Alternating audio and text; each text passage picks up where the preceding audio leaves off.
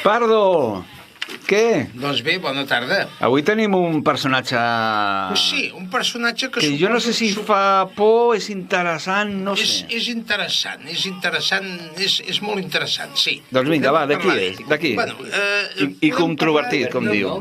Mira el que et diu el Robert. El què? Perdó. Un personatge controvertit, també. Sí, és controvertit, però, bueno, i tan controvertit. A veure què pensen els nostres oients. Manuel Delgado Villegas. Aquest és el nom del personatge, això no diu res. Llavors, aquest senyor, a més de dir-se Manuel Delgado Villegas, que va néixer a Sevilla el 1943, doncs se'l coneix com a l'Arropiero. Que sàpigues que l'Arropiero tampoc molta gent no sap qui és. Bueno, doncs l'Arropiero ve, o sigui, aquest mot li ve de que el seu pare fabricava arrop. Que això, ja ho saps tu, que per Sant Pons es ven molt i se'n compra molt. Bueno, la gent li agrada l'arrop. I llavors el pare elaborava arrops. Llavors ell l'ajudava i d'aquí li va vindre el mot de l'Arropiero. Llavors aquest home està considerat dintre de la història de la criminologia a Espanya com a l'assassí en sèrie més gran de la nostra història. Aquest individu, exactament, va ser criat la seva germana i ell per la seva àvia, perquè de molt petit ja va morir la mare, i aleshores, els va criar ells, oi? Aleshores, aquest xicot va anar a l'escola, una cosa molt curiosa, no va aprendre res, per tant, era analfabet. És curiós, això, d'anar a l'escola i no aprendre absolutament res. I va anar a l'escola durant uns quants anys. Sí, bueno, sí, de petit, sí, anava a l'escola amb sa germana i, noi, va sortir sense saber ni llegir. Aleshores, a 1961, aquest home va ingressar a la Legió. I, aquest home, li van ensenyar una sèrie d'elements, una sèrie de coses que... Clar, és lògic amb la milícia, com per exemple arts marcials i de defensa, que aquestes arts marcials són aplicables contra l'enemic i per tant per fer-li mal a l'enemic, per defensar-se. Bé, aleshores ell va prendre precisament un cop mortal que va ser el que després va utilitzar a la seva feina. Per dir-ho d'alguna forma, perquè ell, clar, tenia la seva feina. Bé, aleshores aquest home, de cop i volta, va desertar de la Legió. No va dir res, va agafar i se'n va anar. I aquest home resulta que va començar a estar rodant per Espanya, va rodar per Itàlia, va rodar per França, i tots aquests puestos va deixar morts. Més o menys, va deixar morts. Aleshores, ell torna a Espanya. Ell torna a Espanya, ell té una nòvia, concretament, i, una noia que és més aviat una mica retrasada mental, i, tranquil·lament, està a Port de Santa Maria, amb la nòvia, i llavors aquest home és detingut exactament a 1971 per la policia. Motiu? El detonant de la seva detenció va ser la de la separació de la seva nòvia. Resulta que aquest home, concretament la seva nòvia, Antònia Rodríguez, va fer l'amor amb ella i llavors amb els leotardos d'aquesta senyora la va estrangular. Està bé, una bona declaració d'amor. Sí, és amor, mira, és amor. És amor, sí, així la tenia ben lligada. Aleshores resulta que, clar, l'enganxa la policia. Ben lligada, està ben dit això, L'enganxa la policia. Bé, i llavors aquest home, amb una calma i fred completament, comença a explicar que l'ha estrangulat, etc.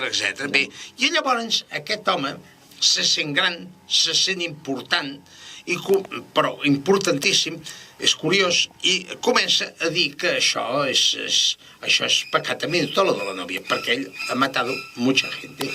Tant és així que declara que havia matat hasta 48 persones. Bé, està bé. A Santiago. La policia el pren per... Vinga, va, vés a passejar 48 persones. De què? Llavors l'individu comença a explicar.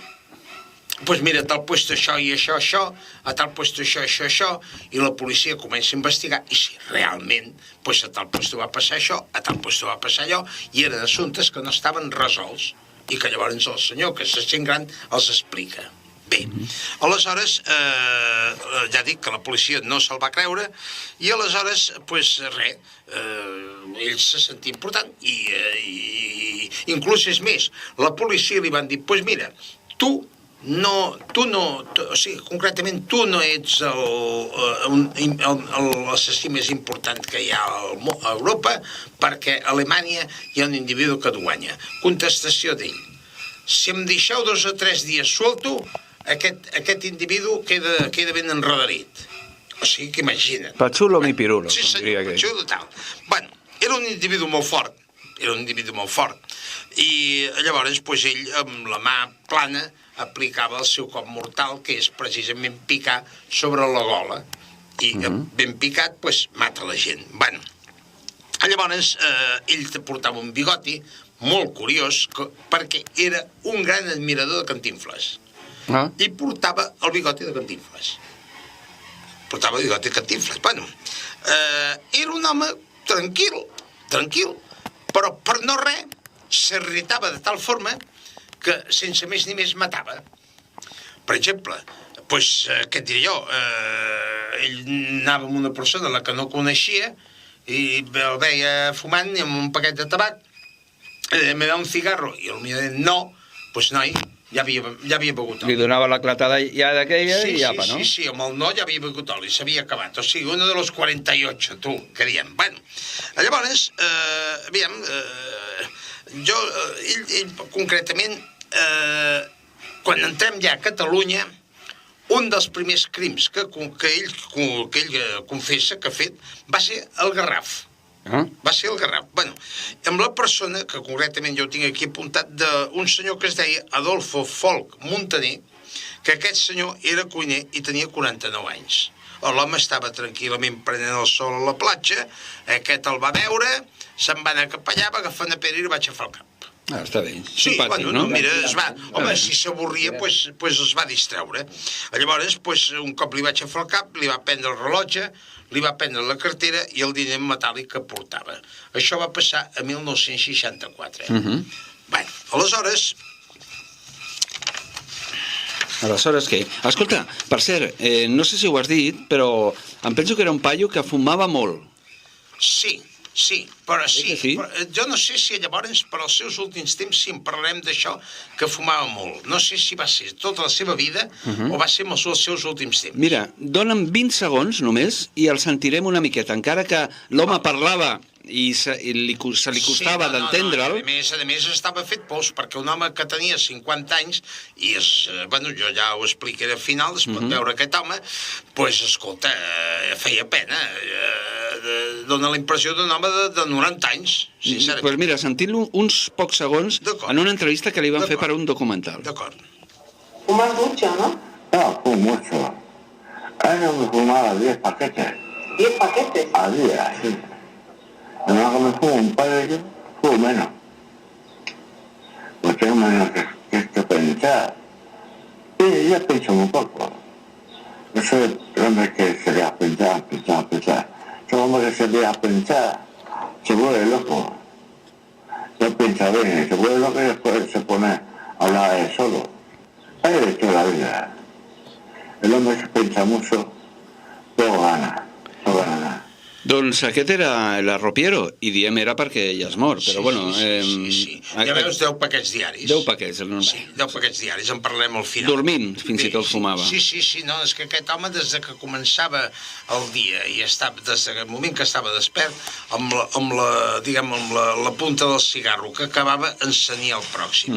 I ja veus que hasta 10 paquets en un dia es fumava aquest home. Sí, estava tan tranquil sempre. Sí, bueno, escolta'm, ja s'entretenia, perquè s'imagina, per fumar-se de paquets ha d'estar molt tranquil i molt quiet i molt d'això. Jo no sé si tota la seva vida... No, això va ser els últims temps. Bueno, un altre assassinat molt important que aquest home va cometre a Barcelona va ser d'un senyor que va conèixer, un senyor que el va conèixer en un bar, es van fer molt amics, i llavors jo et vaig dir una cosa, es van fer molt amics i, a més, massa amics. I aquest senyor era un senyor que concretament es deia Ramon Estrada Saladí, que era un home molt important a Barcelona perquè era l'amo de Mobles La Fàbrica. Llavors, aquest senyor, bueno, pues, se l'emportava ja a la fàbrica, a fora d'hores de treball, se l'emportaven allà, i en una d'aquestes ocasions pues, li va demanar, amb el senyor Estrada, li va demanar 1.000 pessetes. 1.000 pessetes en aquella època eren diners, sobre els anys 60 d'Unidó. I llavors el senyor Estrada va dir que no li donava, llavors li va aplicar el cop i, bueno, se'n va anar. El resultat va ser que l'endemà, quan van arribar les senyores de la neteja, se'l van trobar morint-se, estava viu, criden a la policia, criden tal, se l'emporten, i aquest senyor sembla ser que va morir a l'Hospital Clínic. Hi ha una cosa molt curiosa en aquest cas, perquè després, si te vas a l'avantguàrdia d'aquelles èpoques, aleshores resulta que a l'avantguàrdia d'aquelles èpoques parla del senyor Ramon Estrada Saladí, i al propi temps que parla d'això posa muerto en accidente. O sigui, falleció tal en accidente. Per tant, no s'explica que aquest senyor va ser assassinat. No sé, suposo que no interessava. Amb el senyor Estrada Saladí li va prendre el rellotge, li va prendre un anell que portava, la cartera i els diners en metàl·lic que portava a sobre. Bé, llavors aquest home no va ser mai jutjat. Aquest home va estar 6 anys en presó preventiva i al final l'Audiència Nacional va arribar a la conclusió de que era un malalt, un boig, un malalt, sense cura, una cosa ja al límit, i que aquest home, en comptes d'anar a una presó, tenia que anar ja de per vida a un sanatori mental, o sigui, un manicomi. Bé, llavors, concretament, aquest home va estar a Carabanchel, de Carabanchel va passar a Fontcalent, també a Alacant, a Fontcalent és un altre manicomi, i llavors els últims anys de la seva vida ens el van encolomar a Santa Coloma de Gramenet. M'he millor dit, no? Sí,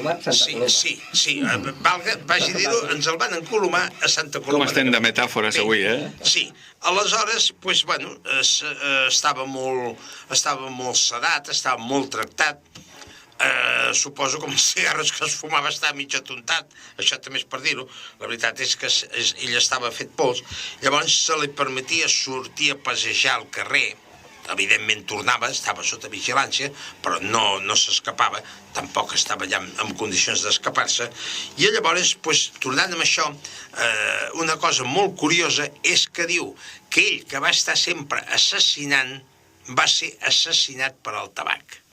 Aquest home va fer el que es diu una EPOC, que concretament és una malaltia pulmonar obstructiva crònica, així es coneixen, i bueno, amb això aquest home va morir a 1998 a Santa Coloma de Gramenet, amb 50 anys i fet un desastre. Llavors, una cosa sí que voldria dir. El cineasta Carles Balaguer va realitzar un documental que es titula Arropiero, el vagamundo de la muerte.